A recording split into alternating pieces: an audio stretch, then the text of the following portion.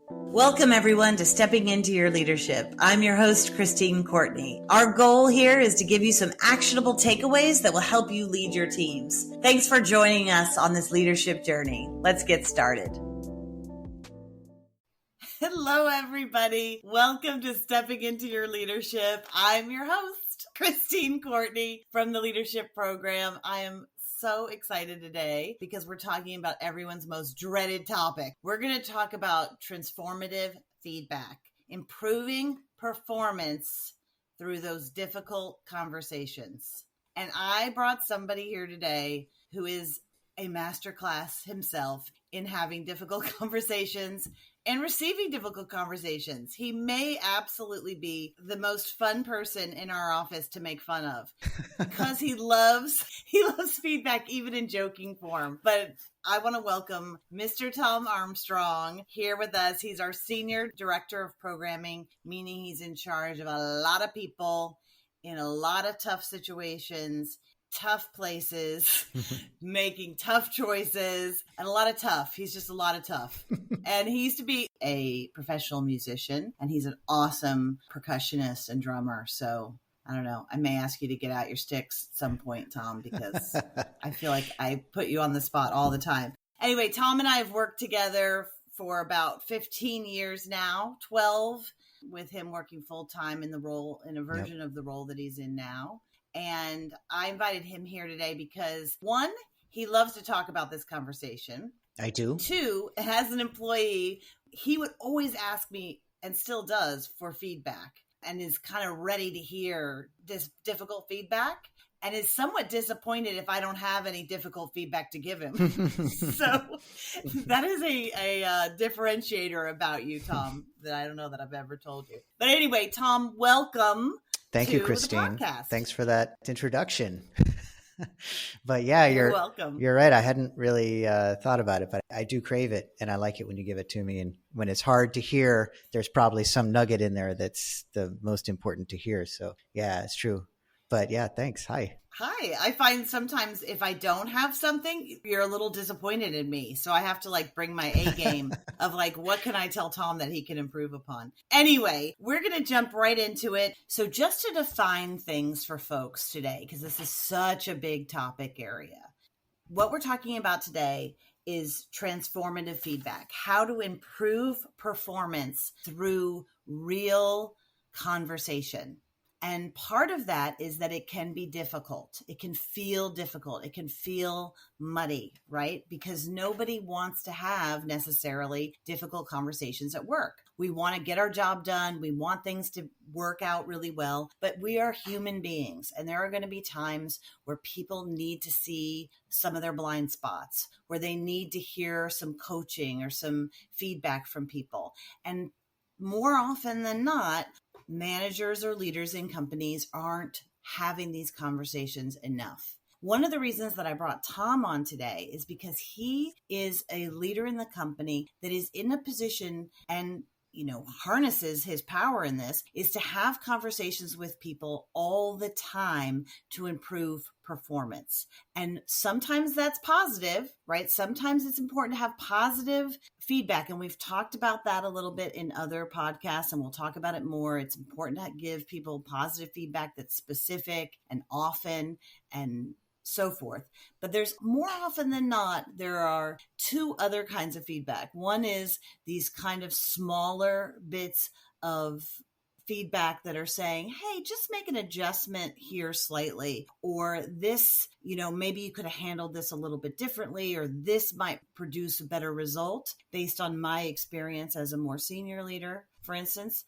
And then there's the third one, which is kind of bigger topic areas that are going to take longer to coach in an employee and are going to take longer to see results. So all three of those are important in how you give feedback regularly. I mean, I'm curious, when you think of it, for the typical employee, how much of that, if you were to break those up into percentages, how much would you say you're giving positive feedback versus these little nudges versus these bigger, difficult conversations? Quantify it. Is it a third, a third, a third? Yeah.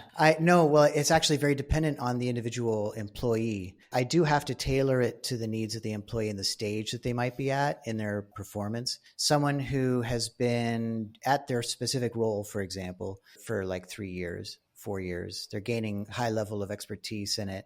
I'm really going to them for advice.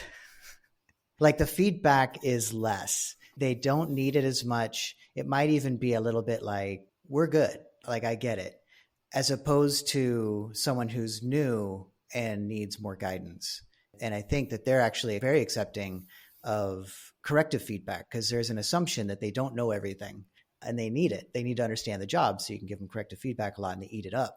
So it just depends on need, and I try to manage it based on need. So one person who's been with us for a while could expect less corrective feedback, but I'm talking to them, every week and we're having one-on-ones and kind of flows in there and I'll say things, but it's not as deliberate. The folks that are earlier need more. So it depends. It's hard for me to say exactly, but the goal for me is always to have definitely more positive than corrective or more affirming feedback than corrective.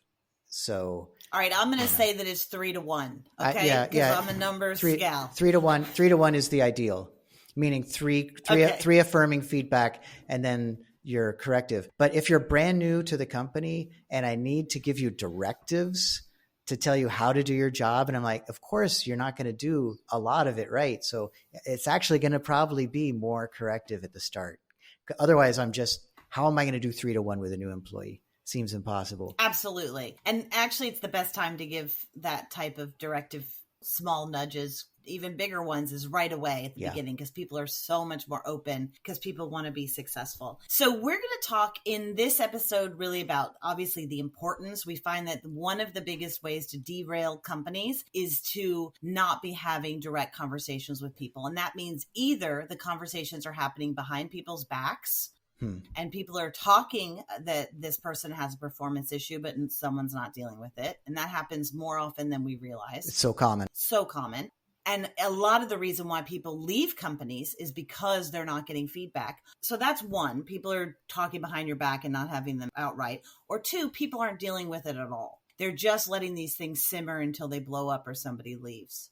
And those are the two biggest mistakes that people make that we find. That's what we hear back. And the reason that they want us to talk about this topic and work with their employees on it is because of exactly that. They want to start to say, this doesn't have to be a bad thing. It can actually be a good thing. We can change the perception of this and people will stay more. We found that when we ask people in exit interviews in companies like why you left, their reasoning is very different from what the organization thinks or what the managers think. And often it's that they were in a vacuum and that they weren't given any feedback. If you're here in this podcast today, you're probably searching for this topic because you're struggling with something right now, or in your heart of hearts you have to have a difficult conversation. This tends not to be the podcast that people listen to for fun. This tends to be the one that people listen to because they need it, right? Like they need some. It's like pain relief. Yeah. Exactly. You're suffering and you need some way not to suffer. We're here with your medicine. Yeah. Or that you have a culture in your organization where this needs to be amped up, right? Where people maybe aren't having those radical conversations, those difficult conversations, those performance conversations that you feel that they should be having. In the next podcast, Tom, I'm going to have you stick around because if you want to get specific actionable steps that you or your team can use, stick around, come to the next podcast where we're going to really dive into some action steps on this. This first part's going to be kind of an overview of it. So I'm going to ask Tom a lot of questions about this because, like I said, he's good at it. And I want to know, Tom, we do tons of workshops every year for tons of companies and schools and you name it. And this topic is probably the most requested, because it is such a pain point for so many people. So why do you think navigating difficult conversations is a thing that keeps so many managers and leaders up at night? Yeah. I mean, I can speak for myself. I've been on the bad end receiving a difficult conversation that was done poorly by the person talking to me. And so, for example, if I've had a few of those in my life, I don't want to have the difficult conversation because I think that's how it's done. And it was awful and emotionally maybe painful for me. And I carry it with me and I have some resentment or whatever around it. So it's a painful experience for me, potentially multiple times in my either career or life in general, whatever it is. And then I don't want to be that person. So I want to avoid it because I think that by having a difficult conversation, that's how you do it. And it's painful. And another thing is that I don't necessarily know how to start. So I think sometimes just knowing how to start can get me going, not having a path, because you don't necessarily get trained in this in life. You might have had some bad experiences with it. You think that's how it's done. And now you're doing it and you're doing it poorly and getting poor results. It's just very emotional. Yeah. Like it is actually painful. It's one of the most painful. There's great parts of being a leader. There are few. Most of it hurts. And this is one of the things that hurts a lot about leading is having that difficult conversation. Yeah. I heard an athlete recently. I loved this. I think she was like an Olympic gymnast or something. And she said that a coach had told her when she didn't hit, a certain trick that she was supposed to hit, said, if you are going for something in life, so let's, in our situation, talk about leadership, then a third of the time you're going to be great. And a third of the time you're going to fail. And a third of the time you're just coasting. Wow. And so really when we're talking about navigating like these difficult conversations, we're in that coasting time going, I really want to be in this 1/3 on the top level, but most likely my fear is that I'm going to fail and be on the bottom, but there's no other way to do it. And she always kept that in mind so that if she missed a trick, she'd be like, okay, that's part of my third on the bottom. It's going to work out eventually. And that was just one of the ways that she kind of tricked herself. But yeah, I love what you were saying about it's our fear. And if you can name it, like the thing when I can't sleep at night, usually it's because I haven't really identified what is the real problem yet. And I'm just swimming in these emotions and uncomfortableness and feeling like I don't have control. Yeah. I mean, Christine, is funny because you're a great storyteller. So I'm assuming you probably tell yourself some stories too. All the time. So we create our own story, line until we have the actual conversation. If we can learn how to do the conversation well, and then you find out what the actual story is, you're dealing with concrete stuff. But in the meantime, it's all full of your own assumptions, your own, ideas about the other person's intentions or whatever. And now you have this potentially worse situation in your head than the actual situation is. Completely. And you can make it worse if you have the conversation poorly. And by the way, all my conversations, difficult conversations, I used to fail at them all the time. I only got good at it when someone showed me how to be better. Yeah. And Tom is one of our better leaders in the company. So imagine if you are running an organization, if you're an HR director out there, if you're a CEO, if you're a senior director, you have people underneath you that feel exactly the way that Tom feels or that I feel, that are staying up at night worried about this and potentially are either not having these conversations or having them poorly. That's what the research shows anyway. So what we're trying to do today is talk about why this is important as an organization to confront these difficult conversations and to get better at having them and turning them into like transformative conversations rather than thinking of them as just difficult. And then having some real key ways that you can, some real key actionable ways that you can make change and you can help people sleep better, perform better, and lead happier, fuller lives. Yeah. So that's all we have on our plate, Tom. Can you solve that for everyone today? So tell me what you do. What are your tricks now, so to speak? What are some of the things that people should learn from you? Well, or maybe something bad you did. Like, what's a mistake? I continue to make mistakes with this. I don't do them as often as I used to, and I actually get more pleasure than pain out of these conversations because I have more confidence after having them be successful. It builds up confidence, but really that comes from practice. So, I could describe some of the ways that I failed. I'm not really happy to do. It's embarrassing, but all my great growth has come after my biggest embarrassments, So where do you want me to start? With a failure or with some ideas about ways to succeed? Well, I love drama. So let's start with a failure, Tom. I'm going to put you on the spot because, first of all, I want to just highlight what you just said is that you get more pleasure from pain out of these conversations now because of practice. Yeah. Oh, there's 3 P's there. Pleasure, pain, practice. Anyway, share with us when you weren't so good at it. And I know you still are in practice, right? You're not. It's lifelong. Perfect. There's another P. Yeah. Yeah. Share with us a story of like maybe when it wasn't so good, because this is probably what most managers and leaders are also feeling inside that they don't share. The biggest mistake that I've made with feedback generally, there's different aspects of feedback. There's the kind of feedback that's like the little nudges, and we'll go into this later, but if you think about like little nudges that you give someone in terms of like, this is correct that you're doing, please do more of that. Please change this thing because that's hurting performance or whatever. Those are like little nudges that you can give people very quickly. There's feedback that comes from sitting down with someone and talking to them, like maybe for a half hour to work through something that's more complex. And that probably is something that needs a longer term, change. So before I dive too much into that kind of like theory side, the first mistake that I could think of, like the big one that I made early on with this, was getting to the point with an employee. It was a part-time employee where I had seen this person not perform well repeatedly, given them some feedback on it. They continue not to perform well, and some time passes. And then finally we decided to let them go. And when we let them go, this person actually made an audible sound. That's the hardest thing in leadership is I find is telling someone they no longer have a job with you and the relationship is ending. It's hard because they're committed in their way. They're just not performing at the level that's needed just to keep their job or whatever the reason is. So we let the person go and they made this sound. The sound was that they were surprised and hurt. They were hurting and they were surprised, and no one wants to do that to somebody. So that made me really reflect. Did this person know? They had no idea they were about to be let go.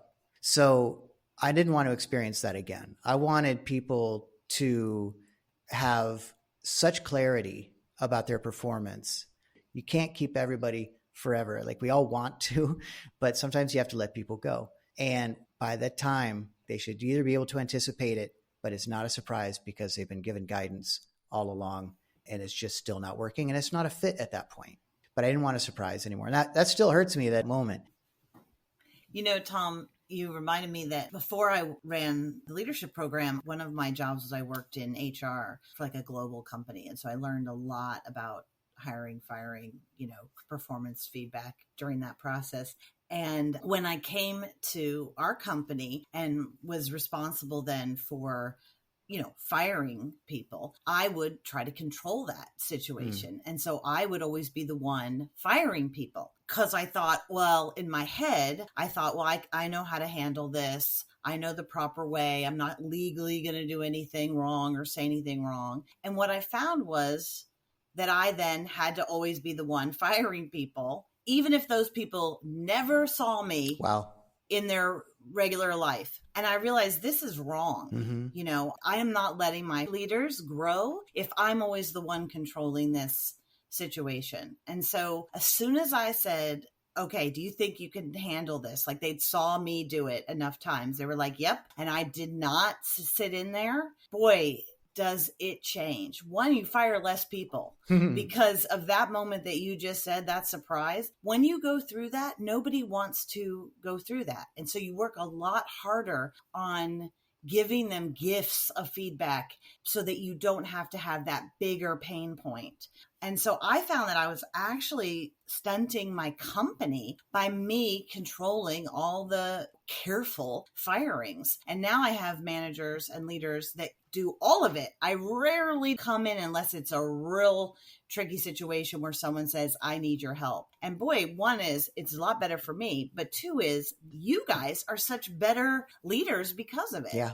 And I think, Christine, like we're not suggesting that people hang on to everybody on their team. No. Right? Like that's impossible as a business leader. Sometimes the problem was that the wrong person was hired. But if most people can be coached and guided to perform at the required level, if not above, it just takes work on the supervisor's part. That's your job as a leader, is to get your team to perform.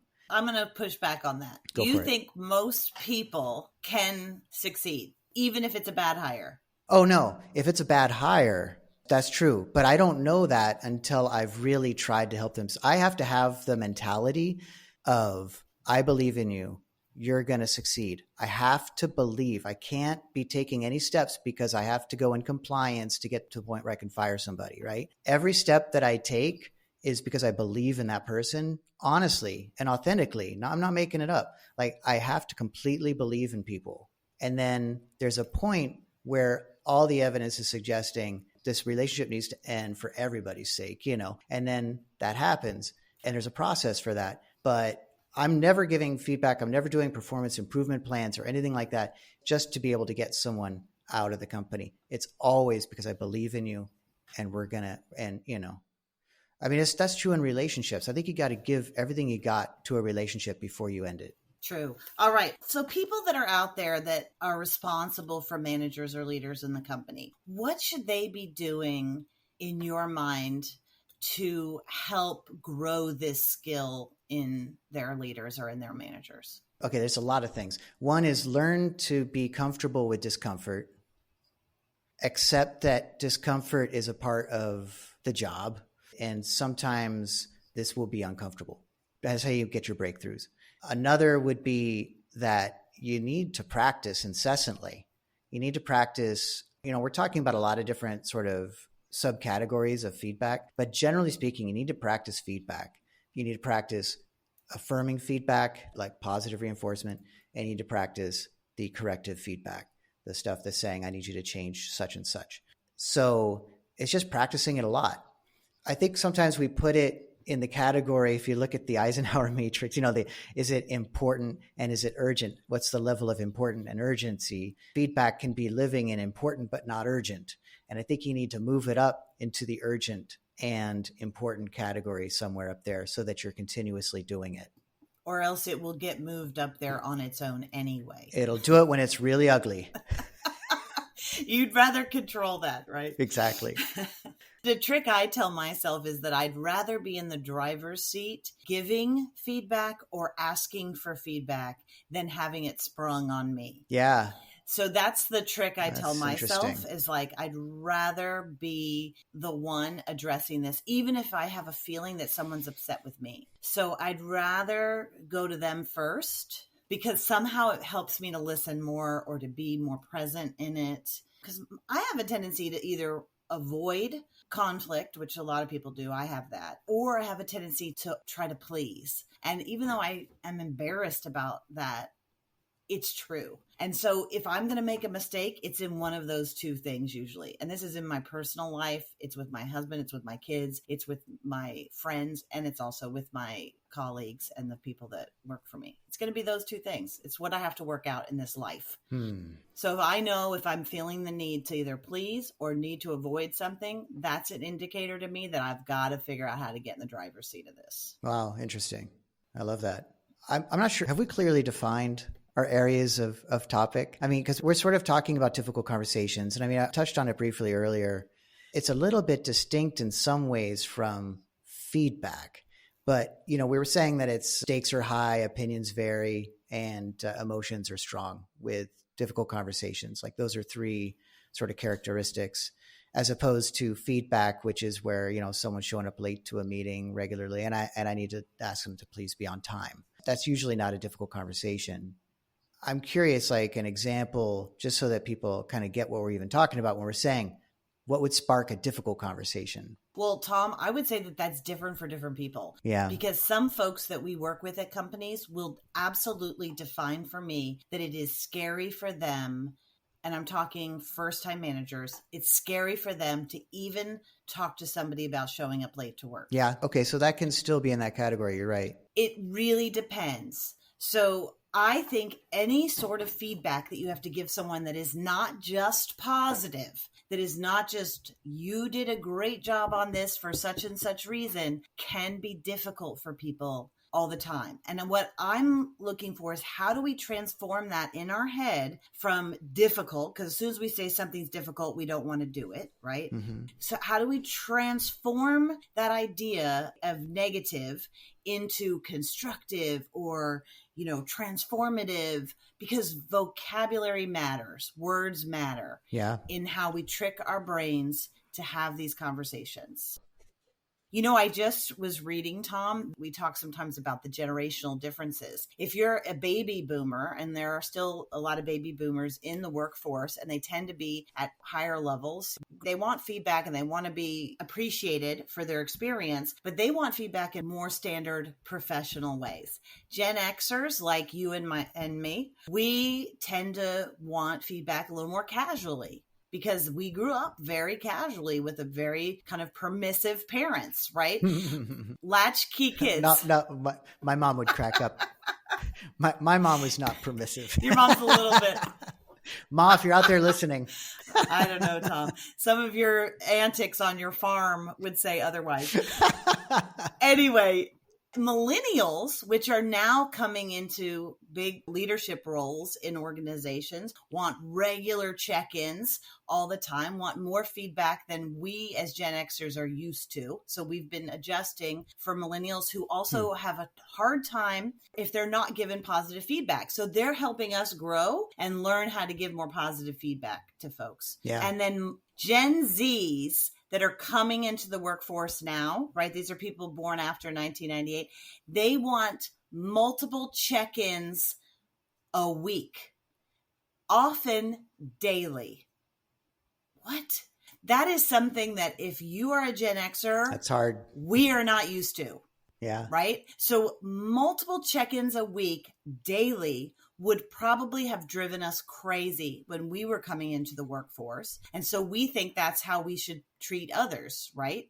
But the reality is they are used to constant feedback. Think about their phones, think about Instagram, think about whatever. They put something out in the world, feedback comes right away. So in the workplace, these are generalizations, but they're showing this to be true in surveys that they're doing with young workers. They would like feedback on a daily basis. So those of us in leadership roles have to change, because if we're going to work with them successfully, we've got to be comfortable giving more and more feedback. Yeah. And recognizing that feedback can be positive and not necessarily negative, as we might have that, even if it's a hard subject. That makes sense? Absolutely. Yeah, especially if it's a hard subject. So with that in mind, if you're training your managers, what are your top 3 things you would want your managers to do differently when it comes to having the difficult conversations, not the positive ones, but the difficult ones? Yeah. Okay. So first one's very easy and seems obvious, but it's really true, is have the courage to have it, which you've kind of mentioned. People really avoid it and they don't believe me sometimes. My experience with difficult conversations, with the longer feedback session, not the 30-second feedback, I'm giving a little nudge, but we're going to sit down and really talk about, something that we got to work through, is that because, the model that we use is collaborative. It's not this paternal, I'm scolding you situation. I think a lot of people grew up with that somehow. You've watched it a lot on TV, that's how it happens. The boss calls you in and yells at you. So that's the perception somewhere in the back of the mind and subconscious people have about what this even means. So they're afraid to have it, and people avoid it like the plague. And it's actually it's a funny word to use. It's a very loving process. You're actually caring for someone. You're showing a genuine interest in their growth and, a genuine interest in the organization's health by having this conversation. So getting out of the way a little bit is the hard part, and then actually having the courage to do it and to practice it, knowing you'll also fail sometimes, but stepping back in and continuing to do it. And having the faith that you can actually develop this into a skill that becomes highly effective, where everybody leaves smiling. When I have my coaching sessions with people or we're having difficult conversations, I think it's 95% of the time, both of us walk out feeling so good. I'm not a magician. I just use a pattern. A pattern. Yeah. So you're like, so what's the pattern? You're going to keep that to yourself now? You put that out there, Tom? Well, it's my intellectual property, so I'm not going to talk about it. Yeah, I think when I'm sitting down with someone to have a difficult conversation, it depends on the context and the type of conversation. The one pattern that I have to do is I have to do some pre-work. And there's usually about 10 steps that I go through to prepare myself in advance of the conversation. And then when I sit down for the conversation, I have about 6 steps that I go through that actually some of the steps that are also after the conversation that are basically monitoring to see if something improves, just checking in. But there's a few steps that I also take during the conversation that make it much more likely. Basically, it's risk reduction. I'm reducing the risk of conflict. You can never make it zero, but I can dramatically impact the risk of a negative outcome by following these steps. But the fact that I even have the steps make me so much more comfortable going in and doing it because I know how to start and I know how to finish. And I've done my pre-work to set myself up for success. So without that, I'm terrified of any difficult conversation. But as long as I have that in place, I can go in with confidence and feeling good. Yeah, that's a great one. Preparing, right? Preparing for these conversations. Often because we're avoiding them, we don't want to prepare. Every one that I've done poorly is because I've done it in the moment when I've been very emotional. Yeah. And I almost can't stop myself. And I'm so angry or I'm so upset, frustrated that I go into having this conversation feeling very right. And yes. Always ending up wrong. No, that nails it, Christine, is that the biggest obstacle for me in any of these conversations is when I am right. Yes. Because being right gives me the feeling of being right. And the feeling of being right changes the way I do the conversation, and the other person receiving that, it doesn't work. I need to come at these conversations from a place of humility and curiosity. And that combination always helps. When I'm right, I tend to have some kind of moral superiority going in. And who wants to talk to that guy? Or someone who's like over emotional in that moment, like myself.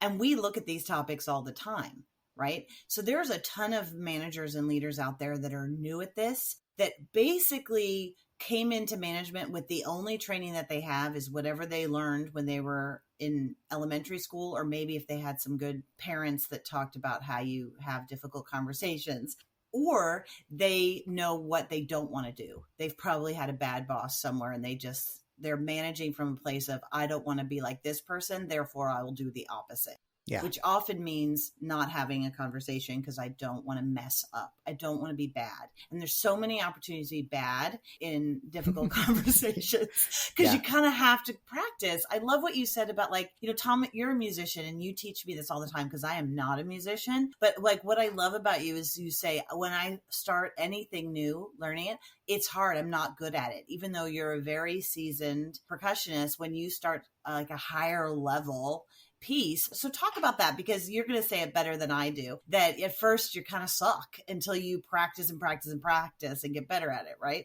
Yeah, especially as a musician, you spend a lot of time in your own little world, practicing to improve on something, and you only hear yourself sounding like crud for 90% of the time, and you get 10% where it might sound good when you start to improve. If you're only practicing the stuff that you're good at, it feels good because it's like, I know how to do this, but there's no growth in that. You have to actually suck at it for a while, and then you can start, showing it in front of other people. The good news about doing feedback is that generally, I think there are steps you can take that really soften that and speed that up. There's some conventions that you have to learn.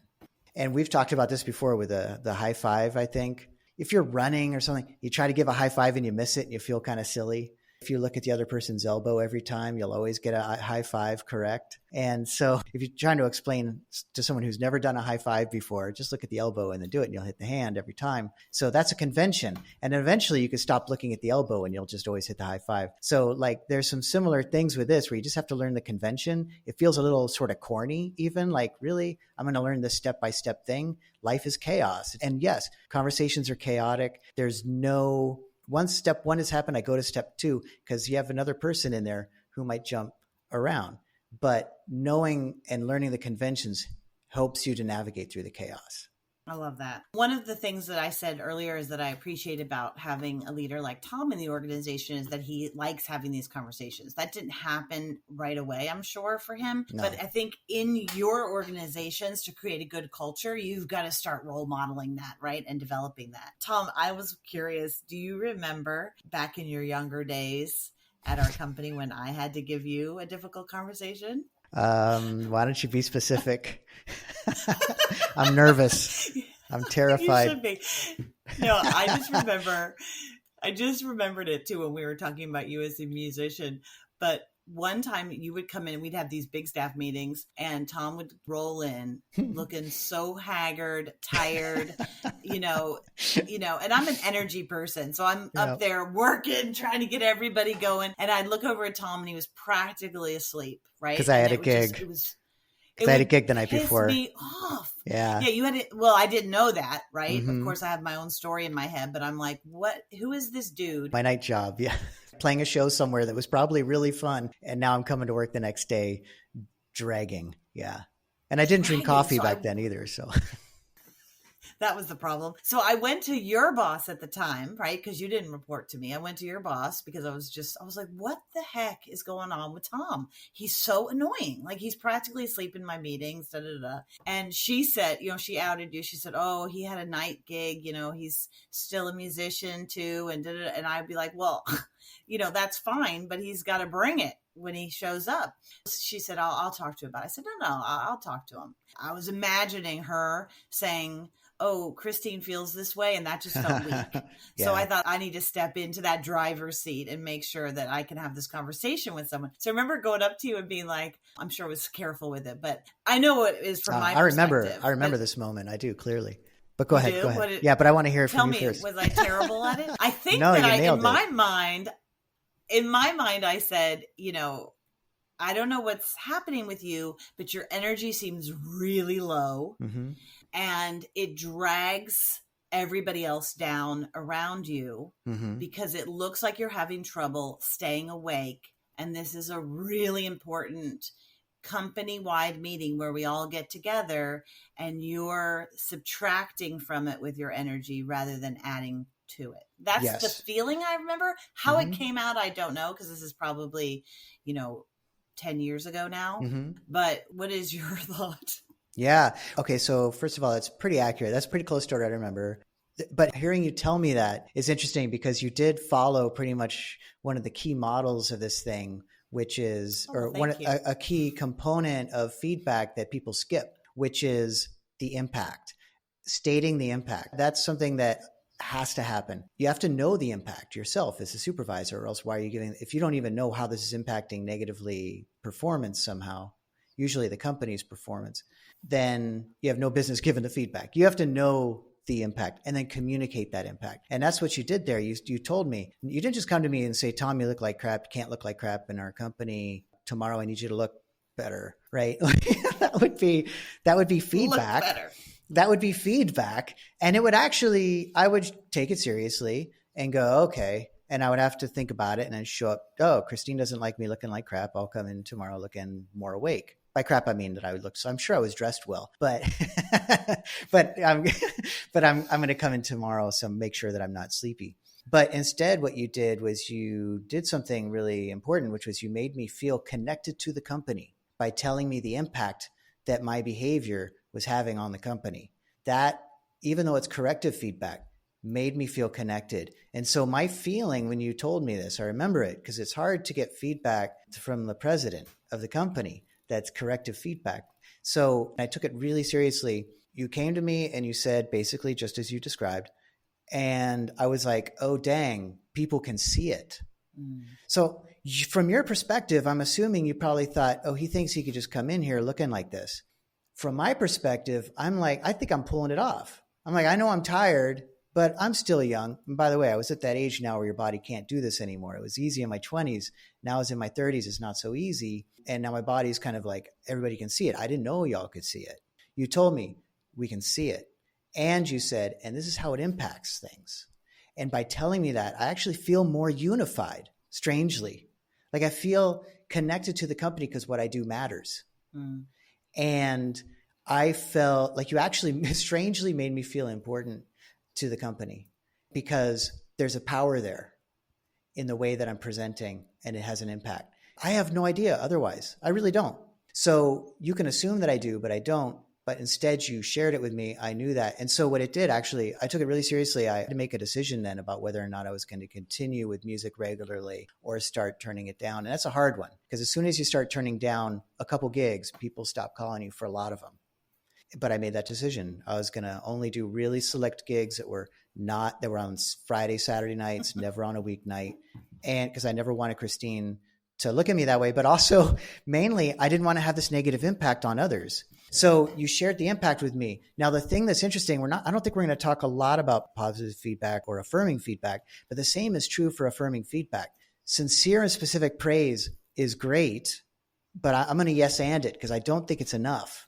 And that's Stephen Covey, right? The sincere and specific praise, I believe, comes from that. And I love it. I think you have to have sincere and specific praise. It's better than saying great job. Specific and state the impact. And that actually, for me, it comes from Mark Horstman's. I learned that initially from the Manager Tools podcast, which I recommend to folks. That's something that I heard from there and forever used. I always put the impact in affirming or corrective feedback. So that would be something else I would say to anybody. It's like you have to state the impact. And that's what you did there.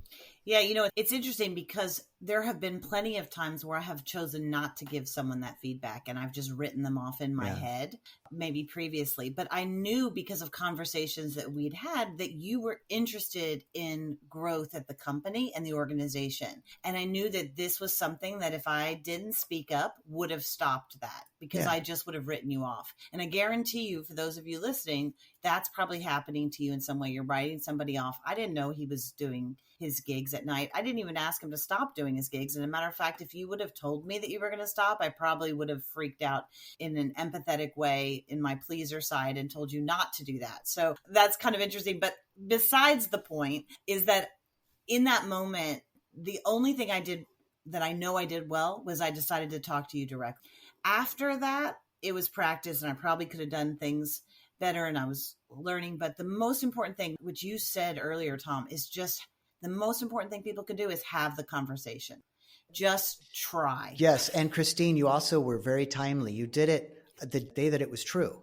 The day that I was super tired and dragging, you told me that you're looking really dragging. Like you didn't say that I had to change anything outside. You just said, you got to show up and be ready for work. You got to be able to do this. You can't do the job looking like you do. It has this impact. Come in with the energy and ready to go. And I then had to make the decisions for myself on how to do that. But it was such a gift because that was actually the time that I needed to make that change. And that is how we make change in our culture. So every conversation, one at a time, makes overall change. When people say, how do we make a culture that it performs better? You have to have these conversations all the time. You have to be willing to, you have to role model them. You have to fail at them. You have to come back from them. In our next podcast, we're going to talk about exactly specific ways that you can do that. Maybe Tom will reveal some of his plan, some of his proprietary plan that he has so that we can learn some steps. Have your folks who are struggling with this topic, and I guarantee you they're struggling, even if they don't tell you, have them listen to some very specific actionable things you can do about it. Tom, so can you stick around and we'll jump into that next? Yeah, I'm excited. All right. Thank you, everybody, for joining us today. If you leave with one thing today, try to have impactful conversation with someone today and listen to the next podcast for some ways on how to do that more effectively. Thanks, guys. Thanks. Thanks, everybody, for listening. I'd like to give a special shout out to our podcast producer, Richard Francisco. Check out our notes for any details. And if you get anything out of this, please follow us. And if you enjoy it, please take a moment to rate us or write a comment. It will mean the world to us. We'd love to hear from you. And if you just can't get enough, follow me on TikTok and check out tlpnyc.com/podcast for more information.